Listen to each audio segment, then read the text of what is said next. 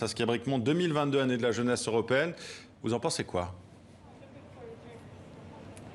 Bonjour, je pense que c'est une excellente chose de mettre la jeunesse à l'honneur et c'est pour la jeunesse et les générations futures que nous travaillons au niveau européen, que ce soit le Parlement, que ce soit la Commission. Donc je pense qu'en faire la prochaine année de la jeunesse est une excellente idée. Je pense que nous aurions déjà dû davantage écouter la jeunesse qui appelle depuis le début de notre mandat à ce que l'on s'attaque de manière forte aux urgences climatiques et au Green Deal.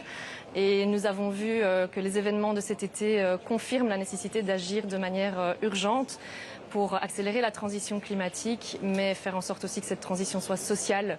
Et là aussi, la présidente von der Leyen, dans son discours, a insisté sur la dimension sociale de la transition, avec une proposition qui est le Fonds social climat, qui est une bonne chose, qui est une avancée dans la bonne direction, mais qui ne sera pas suffisante pour répondre aux défis qui nous attendent.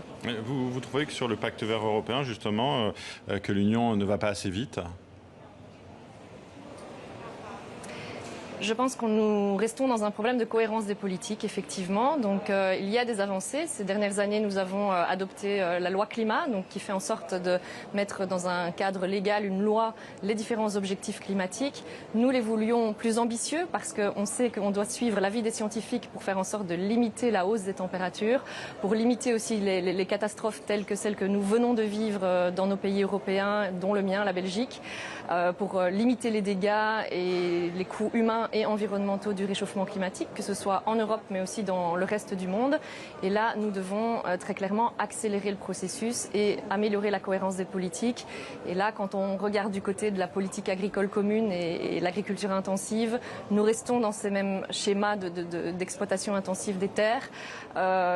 Et très clairement, là, il y a encore un gros problème d'incohérence. Et donc, on voit difficilement comment nous allons pouvoir atteindre nos objectifs liés au Green Deal et aux objectifs climatiques que la présidente veut renforcer et veut rendre plus ambitieux. C'est ce qu'elle a dit dans son discours, en vue aussi de la COP climat qui arrive. Mais de l'autre, on voit que certaines politiques sectorielles ne sont pas du tout alignées sur nos objectifs climatiques et environnementaux. Et là, on garde un problème.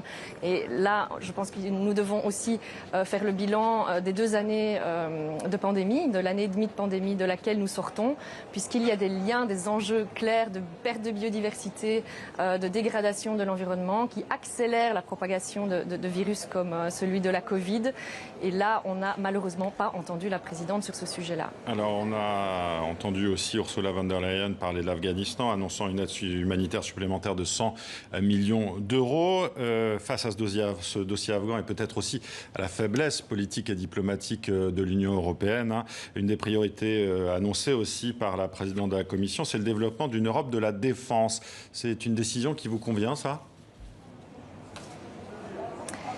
Je pense qu'en tout cas, l'Europe doit réfléchir stratégiquement à sa position dans le monde et réfléchir de manière beaucoup plus équilibrée aussi à ses relations avec le reste du monde. On doit sortir, et là je suis d'accord, de cette rivalité permanente entre grandes puissances.